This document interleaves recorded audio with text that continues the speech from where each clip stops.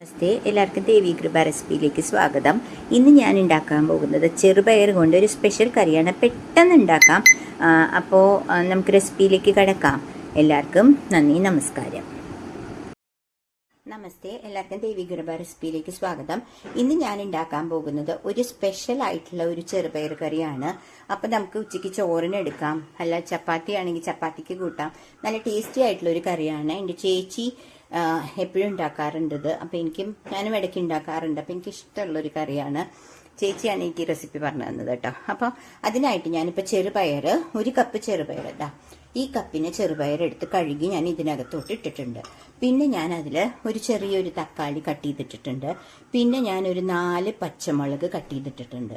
ഇത്രയാണ് ഇതിനുള്ള ഇൻഗ്രീഡിയൻസ്. ഞാൻ എന്നിട്ട് ഓരോന്ന് സ്റ്റെപ്പായിട്ട് നിങ്ങളുടെ അടുത്ത് പറയാം. ഞാൻ കുറച്ച് ഉപ്പ് ഇട്ടിട്ടുണ്ട്, കുറച്ച് മഞ്ഞൾപ്പൊടി ഇട്ടിട്ടുണ്ട് കേട്ടോ. എന്നിട്ട് നമുക്കിത് കുക്കർ അടച്ചു വെച്ചിട്ട് നമുക്കിത് കുക്ക് ചെയ്യാം. അപ്പോൾ ഇത് കുക്കാവണ വരെ ഒരു 4 വിസിൽ മതി. കുക്കാവണ വരെ നമുക്കൊന്ന് വെയിറ്റ് ചെയ്യാം. ഓക്കെ. അപ്പോൾ ഞാൻ അവിടെ അപ്പുറത്തേക്ക് മാറ്റി വെച്ചു കുക്കർ. ഇവിടെ ഞാനൊരു കുക്ക് ആൻഡ് സെർവ് വെച്ചിട്ടുണ്ട്. എന്നിട്ട് അടുത്ത സ്റ്റെപ്പ് എന്താണെന്ന് വെച്ചാൽ വളരെ പെട്ടെന്ന് ഉണ്ടാക്കാൻ പറ്റും. അപ്പോൾ അതിനായിട്ട് ഞാനൊരു കടായിൽ കുറച്ച് വെളിച്ചെണ്ണ ഒഴിക്കുകയാണ് കേട്ടോ. കണ്ടില്ലേ, കുറച്ച് വെളിച്ചെണ്ണ ഒഴിച്ചു. എന്നിട്ട് ഗ്യാസ് ഓൺ ചെയ്തു. അതിനുശേഷം ഒരു 2 സവാള ഞാൻ ചോപ്പ് ചെയ്ത് വെച്ചിട്ടുണ്ട് കേട്ടോ. അത് ഇതിലേക്ക് ഇടുകയാണേ. ഒരുപാട് വലുതുമല്ല, ഒരു മീഡിയം സൈസ് സവാള. ഇതിന് സവാള കുറച്ച് കൂടുതൽ വേണം, അതുകൊണ്ടാണ് 2 സവാള എടുത്തത് കേട്ടോ. അപ്പോൾ അത് ഒന്ന് ഫ്രൈ ആക്കണം. അപ്പോഴേക്കും നമ്മുടെ ഓൾറെഡി നമ്മൾ വെച്ച ആ ചെറുപയർ കുക്കാവട്ടെ. അപ്പോഴേക്കും നമുക്കിത് ചെയ്യാം. അതുകൊണ്ടാണ് ഞാൻ വിചാരിച്ച എല്ലാം ഒരുമിച്ച് അങ്ങ് കാണിക്കാമല്ലോ, അതുകൊണ്ട് ചെയ്തത്. വളരെ ടേസ്റ്റിയാണ് ഇത്. നമുക്ക് ചോറിനും ചപ്പാത്തിക്കും ഒക്കെ എടുക്കാൻ പറ്റും കേട്ടോ. അപ്പോൾ ഇത് നമുക്കൊന്ന് ഫ്രൈ ചെയ്യാം. അതൊന്ന് ഫ്രൈ ആവട്ടെ കേട്ടോ. ഒരു ചെറിയ കുക്ക് ആൻഡ് സെർവിലേക്കാണ് ഞാൻ വെച്ചേക്കണത്. അവിടെ കുക്കർ ഒരു വിസിലായി, ഒരു 4 വിസിലായ കുക്കർ ചെറുപയർ കറക്റ്റ് വേവാവും കേട്ടോ. ഇത്തിരി കുഴഞ്ഞാലൊന്നും കുഴപ്പമില്ല ഈ കറിക്ക്. പിന്നെ നമ്മൾ തേങ്ങ ഒന്നും ചേർക്കുന്നില്ല. അപ്പം നമുക്ക് ഈ ഉള്ളി ഒന്ന് ഫ്രൈ ആവട്ടെ, അതുവരെ വെയിറ്റ് ചെയ്യാം. ഓക്കെ. കുക്കർ അവിടെ 4ാമത്തെ വിസിലടിക്കാൻ പോകുക കേട്ടോ. 3 കഴിഞ്ഞു. ഇവിടെ ഫ്രൈ ചെയ്തുകൊണ്ടിരിക്കുന്നു. അവിടെ 4ാമത്തെ വിസിലടിക്കുകയാണ് കേട്ടോ. എന്നിട്ട് ആ കുക്കർ ഓഫ് ചെയ്യും. ബർണർ ഞാൻ ഓഫ് ചെയ്യാണ് ഗ്യാസിൻ്റെ. 4 വിസിലായി. അപ്പോൾ കറക്റ്റ് കുക്കായി കാണും. ഇവിടെ സവാള വഴറ്റിക്കൊണ്ടിരിക്കണേ ഉള്ളൂ കേട്ടോ. ഓക്കെ, അത് വഴറ്റട്ടെ, അതാവട്ടെ, അതുവരെ വെയിറ്റ് ചെയ്യാം. ഇവിടെ കുക്കറിൻ്റെ പ്രഷർ പോയി. ഇവിടെ സവാള ഓൾമോസ്റ്റ് വഴറ്റി കഴിയാറായി. കണ്ടില്ലേ? അപ്പോൾ നമുക്കതൊന്ന് ഫ്രൈ ആവണ വരെ ഒന്ന് വെയിറ്റ്. അപ്പോൾ നിങ്ങൾ വിചാരിക്കും ഇത്ര പെട്ടെന്ന് ഇത്ര വൈകിട്ട് എന്താ സവാള? അതിൻ്റെ ഇടയിൽ എനിക്ക് ഗ്യാസ് തീർന്നു. ഇപ്പോൾ ഗ്യാസിൻ്റെ ആ കുറ്റി മാറ്റി വെക്കേണ്ടി വന്നു. അതുകൊണ്ടാണ് കേട്ടോ കുറച്ചൊന്ന് ലാഗായി. ഓക്കെ. അപ്പോൾ സവാള ഓൾമോസ്റ്റ് വഴറ്റി തുടങ്ങി.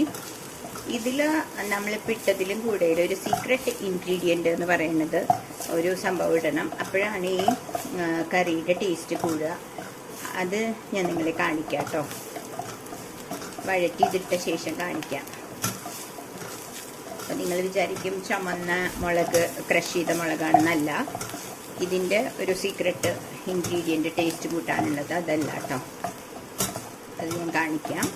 അപ്പോൾ ഇതൊന്ന് ഫ്രൈ ആവട്ടെ, കുറച്ചും കൂടി ഒന്ന് ഫ്രൈ ആവട്ടെ. ഒരു റെഡിഷ് കളറായി വരുന്നുണ്ട് കേട്ടോ.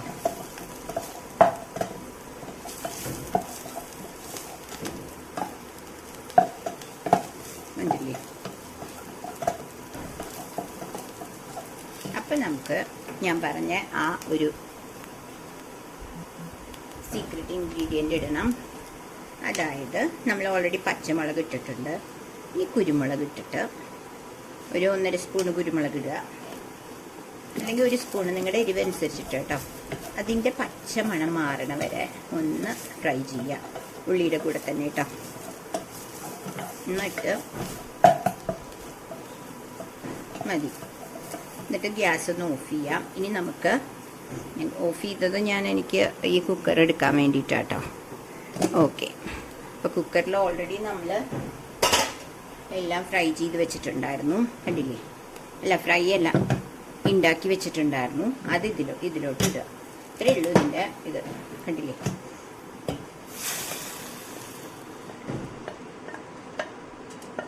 ചെറുപയറും ഇട്ടു. ചെറുപയറൊക്കെ നല്ലോണം കുക്കായിട്ടുണ്ട്. ഇനി ഇത് ഇട്ടൊന്ന് തിളപ്പിക്കാം, കണ്ടില്ലേ?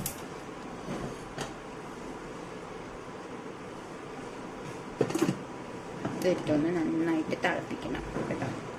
അത് വരുന്ന അതിൻ്റെ കൂടെ നമ്മൾ കുറച്ച് കരിവേപ്പിലയും കൂടി ഇടുക. അതിൻ്റെ കൂടെ കുറച്ച് കരിവേപ്പിലയും കൂടി ഇടുക. അപ്പോൾ ഇത് അത്ര വെള്ളം പോലത്തെ കൂട്ടാനല്ല കേട്ടോ. ഇതൊരു സെക്കൻഡ് കറി ആയിട്ടാണ് നമുക്ക് ഉണ്ടാക്കേണ്ടത്. അപ്പോൾ കണ്ടില്ലേ, ഇത് ഇത്രയേ ഉള്ളൂ പണി. നല്ല അടിപൊളിയായിട്ടുള്ള ചെറുപയർ കറി. വെറുതെ ചെറുപയർ തക്കാളിയും പച്ചവെള്ളം കൂട്ട് വേവിക്കുക, ഉപ്പിടുക, മഞ്ഞൾപ്പൊടി ഇടുക, എന്നിട്ട് കുറച്ച് സവാള വഴറ്റുക, അതിൽ കുറച്ച് കുരുമുളകിട്ട് ഒന്ന് ആ പച്ചമണം പോകുന്നത് വരെ എടുത്ത ശേഷം, വഴറ്റിയ ശേഷം ഇതെല്ലാം കൂടി മിക്സ് ചെയ്ത് ലാസ്റ്റ് ഇതിപ്പോൾ നല്ല നന്നായിട്ട് കുറുകി വന്നിട്ടുണ്ട്. കുറച്ച് നേരം കഴിഞ്ഞാൽ കുറച്ചും കൂടി കുറുകും. ഇത് കടുവൊന്നും വരത്തിടില്ല കേട്ടോ. കുറച്ച് നമ്മുടെ വെളിച്ചെണ്ണ ഒഴിക്കുക. കരിവേപ്പില ഓൾറെഡി ഇട്ടിട്ടുണ്ട്. എന്നിട്ട് ഞാൻ ഗ്യാസ് ഓഫ് ചെയ്യാണ്. നമ്മുടെ അടിപൊളിയായിട്ടുള്ള ചെറുപയർ കറി റെഡിയായി. പെട്ടെന്ന് ഉണ്ടാക്കാം. ഒരു ചെറുപയർ കുക്ക് ചെയ്യാനായിട്ടുള്ള സമയം എന്ന് പറയുന്നത് ഒരു 4 വിസിൽ ആണെങ്കിൽ ചെറുപയർ കുക്കാവും കേട്ടോ. അത്രയാണ്. അപ്പോൾ എല്ലാവർക്കും ഇഷ്ടപ്പെട്ടെങ്കിൽ ഈ റെസിപ്പി ഒന്ന് ട്രൈ ചെയ്യുക. എന്നിട്ട് നിങ്ങൾ ഷെയർ ചെയ്ത് സബ്സ്ക്രൈബ് ചെയ്യണേ. അപ്പോൾ അടുത്തൊരു വീഡിയോ ആയി വരുന്നവരെ ബായ്.